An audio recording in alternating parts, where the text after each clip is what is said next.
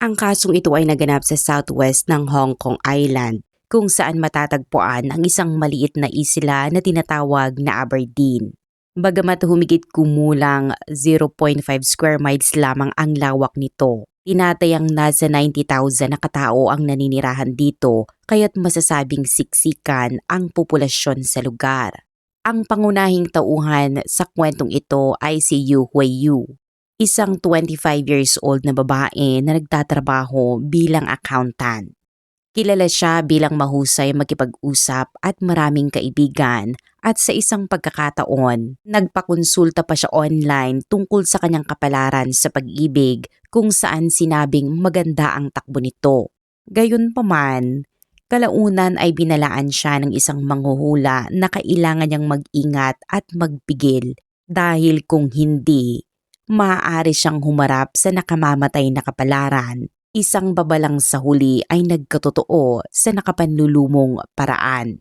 Upang maunawaan ang mga pangyayari, balikan natin ang umaga ng ika-27 ng Oktubre 2010, isang Miyerkules. Bandang 8:30 ng umaga, may ilang mangingisda na namamalakaya sa baybayin ng Aberdeen habang maliwanag ang sikat ng araw at marahang umiihip ang simoy ng hangin mula sa dagat, dahilan upang kumislap ang tubig na tila pilak. Ngunit sa kabila ng payapang tanawin, may napansin silang kakaiba malapit sa tambakan ng basura sa Linam Road. Isang bagay na lumulutang sa tubig, kaya't iniwan nila ang kanilang mga pamingwit at lumapit upang suriin ito. Sa kanilang paglapit, tumambad sa kanila ang isang nakakagulat na eksena. Ang katawan ng isang babae na bahagyang nakabihis at palutang-lutang sa dagat. Matapos makabawi mula sa pagkabigla ay agad silang tumawag ng pulisya. Pagdating ng mga otoridad, mabilis nilang iniahon ang katawan at isinagawa ang paunang pagsusuri. Napag-alaman na ang biktima ay isang babae na may taas na humigit kumulang 5 feet at 3 inches at tinatayang nasa edad na 25. Nakadapa siya ng matagpuan, nakaharap ang likod sa langit at nakasuot lamang ng gray na pang-itaas, ngunit walang anumang kasuotan sa ibabang bahagi ng katawan. May mga sugat sa kanyang mga kamay at leeg, bagamat hindi malubha, at pinaniniwala ang maaaring dulot ito ng pagkakabangga sa mga bato habang inaanod sa dagat. Kinagabihan, iniulat ng mga media ang insidente at kinabukasan ay may mga ilang taong lumapit upang tumulong sa pagkilala sa biktima. Kalaunan, kinumpirma ng pulisya na ang babae ay si Yu Huiyu. Ayon sa kanyang mga magulang, isang araw bago ito natagpuan ay nakatanggap sila ng tawag mula sa mga katrabaho ng kanilang anak na nagtataka kung bakit hindi ito pumasok sa trabaho. Nabanggit ng mga magulang na hindi umuwi si Yu Huiyu noong gabing iyon, ngunit tumawag ito upang ipaalam ang kanyang kalagayan. Sa buong araw ay sinubukan nila siyang kontakin, ngunit hindi nagtagumpay hanggang sa makita nila ang balita sa telebisyon ng gabing iyon, kung saan kinilabutan silang makilala ang katawan sa Aberdeen bilang ang kanilang anak. Doon nila napagtanto na may masamang nangyari kay Yu Huiyu. Dahil kamakailan pa lamang siyang namatay at bahagya pa lamang ang pamamaga at pagbabago sa kanyang mukha at kasama ng peklat mula sa bakuna sa kanyang braso, nakatiyak ang kanyang mga magulang sa kanyang pagkakakilanlan.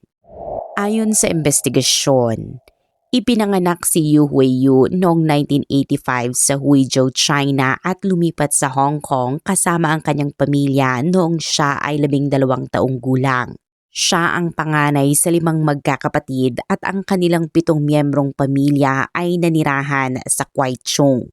Nagtapos siya sa kursong turismo mula sa Hong Kong Institute of Vocational Education at matapos nito ay ilang beses siyang nagpalit ng trabaho sa loob ng 3 taon. Bago siya namatay, nagtrabaho siya bilang accountant sa isang kumpanya sa Shunguan at isinasaalang-alang ang paglipat sa ibang trabaho. Maganda si Yu Huiyu at maraming humahanga sa kanya, Ngunit kadalasan ay hindi nagtatagal ang kanyang mga relasyon na karamihan ay nagmumula sa mga katrabaho. Ayon sa kanyang malapit na kaibigan na si Jenny, palaging napapansin si Yu Huiyu at maraming lalaki ang nahuhumaling sa kanya. Gayunpaman, matindi ang kanyang hangaring makapangasawa ng dayuhan at manirahan sa ibang bansa kaya't mas pinapansin niya ang mga banyagang lalaki. Madalas siyang pumunta sa Lan Kwai Fong, isang kilalang lugar ng mga bar at patuloy na naghanap ng angkop na kapareha. Noong Pebrero ng 2010, nakilala niya ang isang German na katrabaho na si Thomas at mabilis silang naging magkasintahan. Pagkalipas lamang ng 2 buwan ay ipinakilala na niya ito sa kanyang mga magulang at ipinahayag pa ang kanilang relasyon sa social media sa pamamagitan ng pagsusulat ng Ich liebe dich o I love you sa wikang German. Nangako rin si Thomas na dadalhin siya sa Germany upang doon manirahan. Ngunit kalaunan ay inilipat si Thomas sa Beijing para sa trabaho, kaya't nauwi sa hiwalayan ang kanilang relasyon. Sa puntong iyon, tila abot kamay na ang pangarap ni Yu Huiyu na makapag-abroad, ngunit tuluyan itong nawasak kaya't sa labis na panghihinayang ay humingi siya ng payo sa isang manghuhula. Ayon sa manghuhula, malakas ang kanyang kapalaran sa pag-ibig ngunit kailangan niyang mag-ingat at panatilihin ang disiplina sa sarili dahil kung magpapatuloy siya sa walang ingat na pamumuhay, maaari niyang mawala ang lahat o mas malala pa na humarap sa kamatayan. Mula noon ay sinubukan ni Yu Huiyu na baguhin ang kanyang mga nakasanayan. Dati ay madalas siyang uminom kasama ang mga lalaking kaibigan hanggang gabi at nagpapahatid pa uwi. Ngunit matapos ang babala ay nagsimula siyang uminom ng mag-isa at umuwi sa pamamagitan ng taxi. Gayunpaman, sa kabila ng mga pagbabagong ito ay hindi nito napigilan ang trahedyang sumunod. Ayon sa kanyang mga magulang, noong hapon ng ika-26 ng Oktubre, matapos ang trabaho ay umuwi si Yu Huiyu at nakipag-chat online sa mga kaibigan, ngunit bigla itong tumigil at nagmadaling umalis. Kalaunan ay tumawag siya at sinabing makikipag-inuman siya sa Lan Kwai Fong at pinayuhan ang mga magulang na huwag mag-alala. Hindi nila akalaing ang susunod nilang pagkikita ay sa anyo na ng isang walang buhay na katawan. Sa gitna ng kanilang pagdadalamhati, nagbigay ang kanyang mga magulang ng ilang mahalagang impormasyon sa pulisya. Bagamat naghiwalay sila ni Thomas noong Hulyo ng taong iyon, muling nagkabalikan ang dalawa nang bumalik ito sa Hong Kong at kahit bumalik si Thomas sa Beijing ay patuloy silang nag-uusap sa telepono. Nabanggit pa ni Yu Huiyu ang mataas na bayarin sa tawag, ngunit malinaw na may pag-asa pa siyang makasama ito sa hinaharap. Dahil dito, inalis ng pulisya ang posibilidad na sinadya niyang tumalon sa dagat. Dagdag pa rito, nang umalis siya ng bahay ay nakasuot siya ng masikip na maong at maluwag na pang-itaas, ngunit nang matagpuan ang kanyang katawan ay nawawala ang kanyang pantalon. Karaniwan, ang maluwag na damit ang matinding matangay ng tubig, hindi ang masikip na maong. Bukod pa rito, ang kanilang tahanan ay nasa Kwai Chung at kung manggagaling sa Lan Kwai Fong ay patungong Hilaga ang direksyon pauwi, samantalang ang Aberdeen kung saan natagpuan ang katawan ay nasa timog. Mga 6 na milya ang layo kung bibiyahe sa sasakyan. Ayon kay Jenny, may dating nobyo si Yu Huiyu na kilala bilang Afai na isang manager sa convenience store. Sa investigasyon, sinabi ni Afai na naka-duty siya sa night shift noong ika-25 at ika-26 ng Oktubre at kinumpirma ng pulisya na wala siya sa bahay sa mga gabing iyon kaya't itinuturing siyang posibleng suspect. Dagdag pa rito, sinabi ng kanyang kasalukuyang kasintahan na kakaiba ang kanyang kilos na tila nawawala sa sarili. Dahil dito, agad siyang dinala ng pulisya para sa interogasyon. Inamin ni Afai na may nararamdaman pa rin siya para kay Yu Huiyu at nang suriin ang kanyang phone records ay lumabas na nagtakda siya ng pagkikipagkita kay Yu Huiyu noong gabi ng ika-25 at ika-26. Gayunpaman, Hindi dumating si Yu sa unang gabi at sa sumunod na gabi ay hindi rin sila nagkita. Kaya't nakipag-inuman na lamang siya sa mga kaibigan hanggang umaga, isang alibay na kinumpirma ng kanyang mga kasama. Matapos alisin si Afay bilang suspect, ibinaling ng pulisya ang kanilang investigasyon kay Thomas. Ayon sa mga magulang ng biktima, minsan nang naghiwalay sina Yu at Thomas noong panahon ng 2010 World Cup, ngunit muling nagkabalikan nang bumalik ito sa Hong Kong. Pagkatapos ng tournament noong Agosto ay bumalik si Thomas sa Beijing at iniwan si Yu sa Hong Kong, kung saan ay patuloy siyang nangulila, gumasto sa tawag at nag-ipon upang makabisita. Gayunpaman, sa araw ng krimen ay wala si Thomas sa Hong Kong kaya't hindi siya maaaring sangkot. Bilang bahagi ng investigasyon, pinuntahan ng pulisya ang bahay ni Yu at kinuha ang kanyang mga personal na gamit kabilang ang kanyang computer. Habang sa loob ng 2 araw ay halos 50 katao na karamihan ay kalalakihan ang kinapanayam upang makakuha ng mga pahayag. Isa sa kanila ay si Awen na isang dating katrabaho sa restaurant na naggulat at nalungkot sa balita at umaming nagkaroon siya ng damdamin kay Yu ngunit hindi nagtagumpay. Ayon sa kanya, kahit 3 buwan lamang silang nagkasama sa trabaho ay naging kapansin-pansin ang masayahin at palakaibigang ugali nito kaya't nagustuhan siya ng marami. Pagkalipas ng 3 araw mula sa insidente, inilabas ang ulat ng forensic examination. Napag-alaman na naninigas na ang kanyang mga paa at kamay, may bula sa paligid ng kanyang bibig at namamaga ang kanyang mga baga at puno ng tubig. Mga palatandaang humihinga pa siya ng mahulog sa tubig. Mayroon ding maliit na patak ng dugo sa kanyang mga talukap ng mata na nagpapahiwatig na siya ay sinakal habang buhay pa. Ibig sabihin, tumitibok pa ang kanyang puso nang siya ay itapon sa dagat at kalaunan ay nalunod. Batay sa pagsusuri, tinatayang naganap ang kanyang pagkamatay sa pagitan ng alas 7 at alas 8 ng umaga, humigit kumulang 1 oras bago siya natagpuan ng mga mangingisda. Nagpadala ang pulisya ng search team sa kahabaan ng baybayin ng Aberdeen upang hanapin ang mga personal na gamit ni Yu ngunit wala silang natagpuan. Dahil dito, pinaghinalaan nilang hindi sa lugar na iyon pinatay ang biktima, kundi itinapon lamang ang kanyang katawan sa dagat malapit sa baybayin ng Aberdeen matapos ang krimen. Sa halos 50 kataong kinapanayam, may isang lalaki na agad na nakakuha ng atensyon ng pulisya. Siya ay si Wen Jiankang, 43 taong gulang, may taas na humigit kumulang 5 feet at 10 inches at may matipunong pangangatawan. Nakapasa si Wen Jiankang sa entrance exam ng Police Academy at naging patrol officer kaya't inaasahang magiging maayos ang kanyang karera. Gayunpaman, sa ika-7 taon ng serbisyo ay nasangkot siya sa tangkang pag-atake sa kasintahan ng isang kasamahan.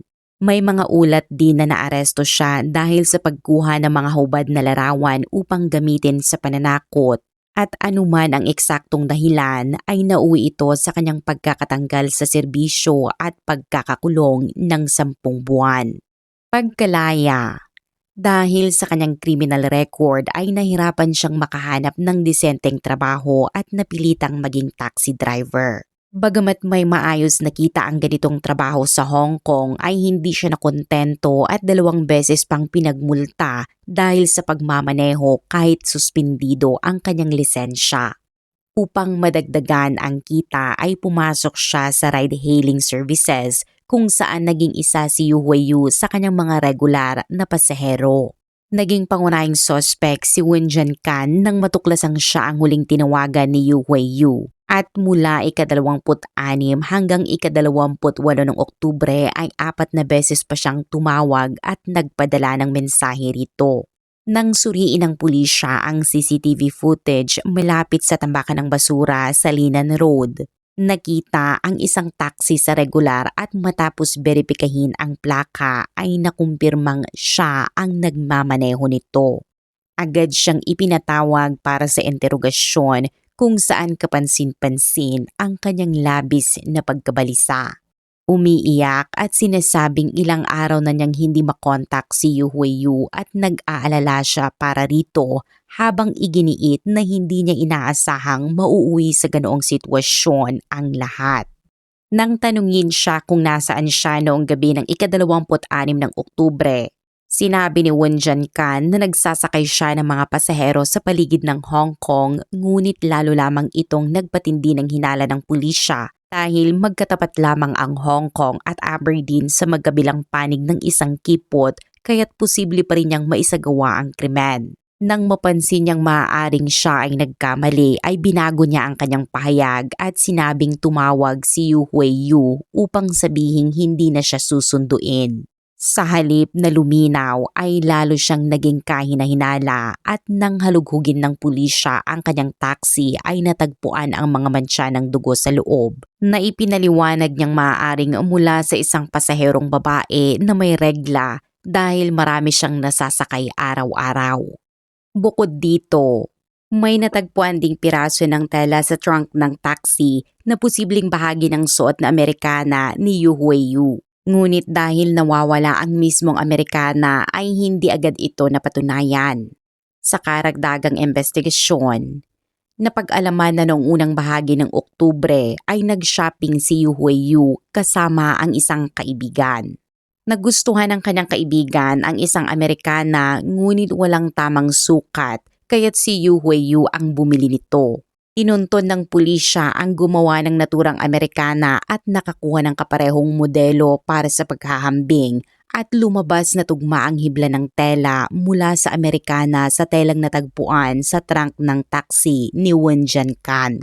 Dagdag pa rito, kinumpirma ng DNA test na ang dugo sa loob ng taxi ay kay Yu Huiyu. Kasabay ng CCTV footage mula sa Linan Road ay nagkaroon na ng sapat na ebidensya ang pulisya upang arestuhin si Won Jiankang. 5 araw matapos ang krimen, natagpuan siya ng pulisya sa isang tea house sa Kowloon at agad siyang hinuli, piniringan at dinala sa estasyon. Sa harap ng matitibay na ebidensya, wala na siyang nagawa kundi umamin at isalaysay ang buong pangyayari. Lumabas na kahit may 18 taong agwat sa edad ay may ugnayan si Won Jiankan at Yu Huiyu. 1 taon bago ang insidente, noong Nobyembre 2009 unang nagkakilala ang dalawa. Noong gabing iyon, galing sa pag-inom si Yu Huiyu at sumakay ng taxi pa uwi at nagkataon na si Won Jiankan ang kanyang driver.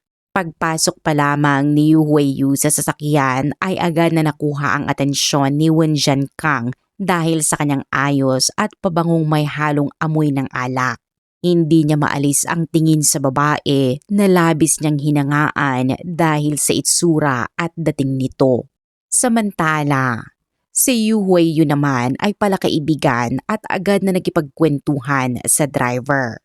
Ibinahagi niya na madalas siyang lumalabas sa Lan Kwai Fong at kadalasang nangangailangan ng taxi pa uwi sa madaling araw. Kaya't nag-alok si Won Jiankang na siya na ang regular na magsundo sa kanya, isang alok na tinanggap naman ni Yu Huiyu. Nagpalitan sila ng contact details at sa loob ng 3 buwan ay naging personal na driver niya si Won Jiankang. Unti-unti silang naging mas malapit sa isa't isa hanggang sa maging mas personal ang kanilang relasyon. Sa una, pabirong humingi si Yu Huiyu ng discount sa pamasahe at agad naman itong pinagbigyan ni Won Jiankang. Pagsapit ng Pebrero 2010, hindi na lamang sila driver at pasahero, kundi magkasintahan na. Inamin ni Won Jiankang na nahulog siya agad sa babae kaya't madalas niya itong ihatid sa trabaho ng libre, ilibre sa pagkain at paminsan-minsan ay bigyan ng regalo. Kahit hindi siya mayaman, handa siyang gumastos para kay Yu Huiyu at kapag kinukulang ay nangungutang pa siya sa mga kaibigan. Sa parehong buwan, nakilala rin ni Yu Huiyu ang Germanyang kasintahan na si Thomas at mula noon ay pinagsabay niya ang relasyon sa dalawang lalaki. Alam ni Wen Jiankang na may iba itong kasintahan at batid niyang bilang isang taxi driver ay hindi siya kasing angat ng katunggali, ngunit umaasa pa rin siyang siya ang pipiliin ng babae. Noong Hulyo ng taong iyon, humiram si Yu Huiyu ng 10,000 Hong Kong dollars mula kay Wen Jiankang para sa pagbili ng mga gamit sa bahay. Ginamit ni Wen Jiankang ang pagkakataon upang magmungkahi na magkaroon sila ng lingguhang seryosong pag-uusap at laking gulat niya nang pumayag si Yu Huiyu. Sa sobrang tuwa, agad niyang ipinadala ang pera sa bank account nito at lalo pang naging malapit ang kanilang ugnayan. Mula noon ay lingguhan silang nagkikita sa mga liblib na lugar gaya ng Wujishan Mountain at Ripples Bay upang magtagpo ng palihim. Gumawa pa sila ng codename na mailbox bilang tawag sa kanilang mga pagkikita sa loob ng sasakyan. Pagkatapos ng bawat tagpo, karaniwang tumatanggap si Yu Huiyu ng 500 hanggang 1,000 Hong Kong dollars mula kay Wen Jiankang. Ang ganitong hindi malinaw at walang label na relasyon ay tumagal ng 3 buwan. Sa panahong iyon, madalas humingi ng pera si Yu Huiyu sa iba't ibang dahilan at lalong nalubog si Wen Jiankang sa sitwasyon. Patuloy na gumagastos at umaasang balang araw ay iiwan nito ang Germanyang kasintahan para sa kanya. Ngunit sa likod ng lahat, tahimik na iniipon ni Yu Huiyu ang perang iyon bilang paghahanda sa kanyang planong buhay sa Germany. Habang lumilipas ang panahon, dumating ang ika-26 ng Oktubre kung saan muling inimbitahan ni Yu Huiyu si Wen Jiankang para sa isang tagpo. Kinagabihan, matapos niya itong sunduin mula sa Lan Kwai Fong, nagtungo si Wen Jiankang sa isang liblib na lugar malapit sa pasukan ng sementeryo sa Tai Ching Chau Village kung saan tahimik at walang katao-tao. Dahil walang ibang tao sa paligid, naging kampante sila at nagsimula sa kanilang nakagawiang ginagawa. Gayunpaman, hindi inaasahan na kahit sa ganoong kalayong lugar ay may mga paminsan-minsang dumaraan at bigla silang nagulat nang may paparating na sasakyan. Dahil dito, agad nilang itinigil ang kanilang ginagawa at naupo na lamang sa loob ng kotse upang mag-usap. Hindi pa man sila nakakapagbihis ng maayos ay biglang nabanggit ni Yu Huiyu na darating sa Hong Kong ang kanyang kasintahang si Thomas sa ika-1 ng Nobyembre. Masaya niyang ikinwento ang kanyang mga plano at inaasahang maganda ang kinabukasan kasama ito na tila walang pakialam sa nararamdaman ni Wen Jiankang. Sa puntong iyon, nadagdagan ang inis ni Wen Jiankang na una nang naputol ang kanilang ginagawa dahil sa dumaan na sasakyan at ngayon ay narinig pa niya ang balitang balak ng umalis ni Yu Huiyu. Ngunit mas lumala pa ang sitwasyon nang sabihin ni Yu Huiyu ang susunod niyang plano. Direkta niyang sinabing iyon na ang huling pagkakataon na magkikita sila dahil upang maiwasang mabunyag ang kanyang pagtataksil, kailangan na niyang tapusin ang kanilang relasyon. Gayunpaman, dahil may utang pa siya sa bangko at ayaw niyang malaman ito ni Thomas ay humingi siya kay Wen Jiankang ng karagdagang 10,000 Hong Kong dollars bilang breakup fee. Dahil dito, agad nagalit si Wen Jiankang at sumagot na ginawa na niya ang lahat para sa kanya. Nalubog na siya sa utang dahil dito at ganito raw ang kabayaran sa kanya. Nauwi sa matinding pagtatalo ang kanilang pag-uusap sa loob ng sasakyan at mabilis itong nauwi sa pisikal na kumprontasyon. Sa gitna ng pagtatalo, sinamantala ni Yu Huiyu na pareho silang hindi pa nakabihis at singiko si Wen Jiankang sa maselang bahagi ng katawan. Dahil sa matinding sakit at galit, nawalan siya ng kontrol at inatake si Yu Huiyu. Saka sinakal gamit ang 2 kamay sa loob ng halos 2 minuto hanggang mawalan ito ng malay. Sa takot at pagkalito, inakala ni Wen Jiankang na patay na si Yu Huiyu kahit sa katunayan ay buhay pa ito sa oras na iyon. Dahil sa pagkataranta, itinapon niya ang underwear, maong at asul na canvas shoes ni Yu Huiyu sa mga damuhan sa gilid ng kalsada. Pagkatapos ay isinakay ang kanyang katawan sa trunk ng sasakyan. Mula roon, nagmaneho siya patungo sa tabing dagat malapit sa tambakan ng basura sa Linan Road sa Aberdeen. Bandang 9:00 ng gabi ay dumating siya sa lugar. Ngunit napilitan siyang maghintay dahil marami pang tao ang nangingisda at may nagfi-film sa paligid. Hindi pa niya maisagawa ang plano hanggang bandang 2:30 ng madaling araw nang tuluyan ng maging walang tao ang lugar, saka niya itinapon ang katawan ni Yu Huiyu sa dagat. Kung tama ang timeline na ito, nangangahulugan na muling nagkamalay si Yu Huiyu matapos siyang ihagis sa dagat at nakipaglaban para mabuhay sa loob ng ilang oras bago tuluyang nalunod. Matapos ang krimen ay ginamit ni Wen Jiankang ang kanyang karanasan bilang dating patrol officer upang iligaw ang investigasyon.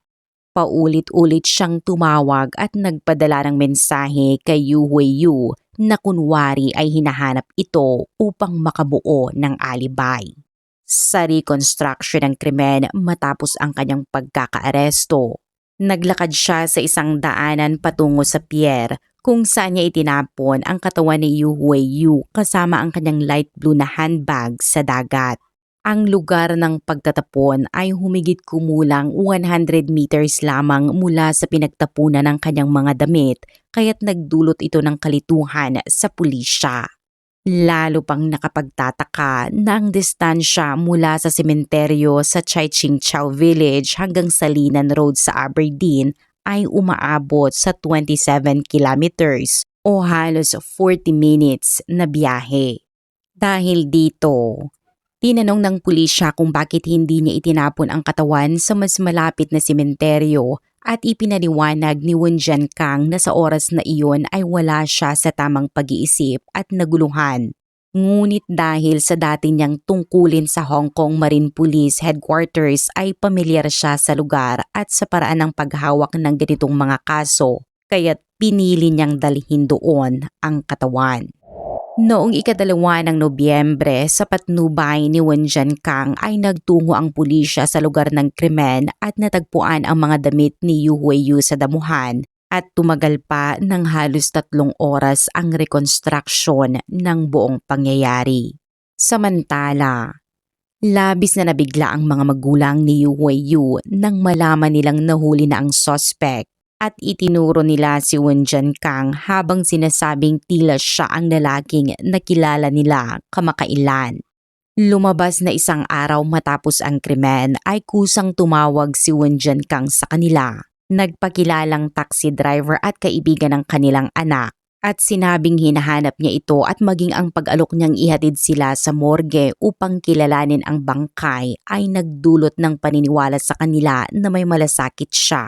Nakalaunan ay napalitan ng matinding takot nang matuklasang siya pala ang pumatay sa kanilang anak. Para sa pamilya, si Yu Huiyu ay isang masunurin at maalagang anak na hindi kailanman nagdulot ng problema at kusa pang nag-aalaga sa kanyang mga kapatid, kaya't ang kanyang pagkawala ay nagdulot ng matinding sakit. Habang ang kanyang nakababatang kapatid ay tahimik na umiiyak habang inaayos ang kanyang mga gamit.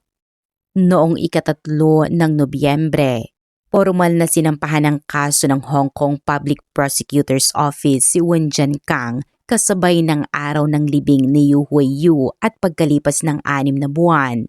Noong Abril ng 2012, isinagawa ang paglilitis sa Hong Kong East Magistrates Court kung saan kinasuhan siya ng murder. Sa pagdinig, nalaman ni Wen Jiankang na buhay pa si Yu Huiyu nang ihagis niya ito sa dagat at dito siya nagpahayag ng matinding pagsisisi. Sinasabing iyon ang pinakamalaking pagkakamali ng kanyang buhay, ngunit hindi siya umamin sa murder at sa halip ay tinanggap na lamang ang manslaughter. Habang iginiit ng prosekusyon na alam niyang buhay pa ang biktima nang itapon niya ito, na mariin niyang itinanggi sa pagsasabing inakala niyang patay na ito at kung alam lamang niya ay hindi niya gagawin iyon. Ipinagtanggol naman ng kanyang abogado na may paulit-ulit na pagpapahiram ng pera at hindi malinaw na relasyon sa pagitan nila, na aniyay naging bahagi ng konteksto ng insidente. Ngunit sa huli, silang dalawa lamang ang tunay na nakakaalam ng nangyari sa gabing iyon, at dahil patay na si Yu Huiyu ay hindi na ito mapapatunayan ng buo. Matapos ang 8 araw ng paglilitis, nagkakaisang nagpasya ang hurado na guilty si Wen Jiankang sa kasong murder at hinatulan siya ng habang buhay na pagkakakulong. Sa puntong iyon, tuluyan ang natuldukan ang kanyang kapalaran at matapos ang halos 3 taon ay kinakailangan niyang pagbayaran ang kanyang ginawa sa natitirang bahagi ng kanyang buhay sa loob ng bilangguan.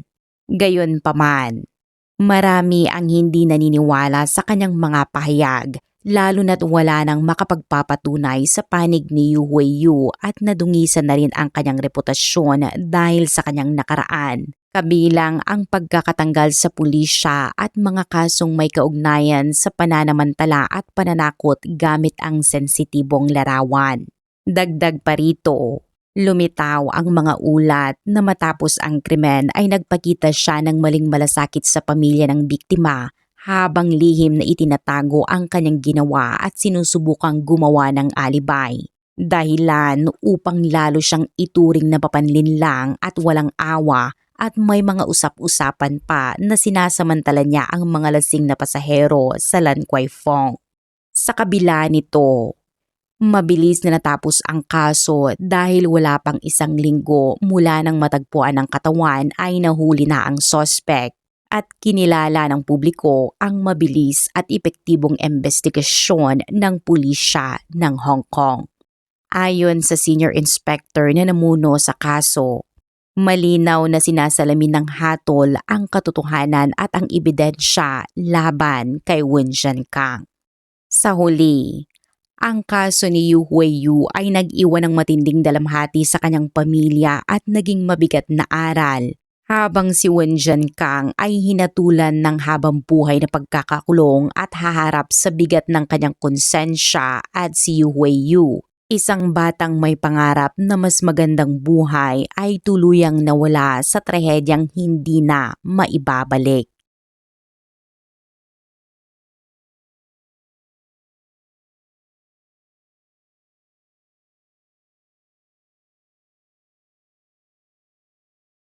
Hindi sa yaman o katayuan.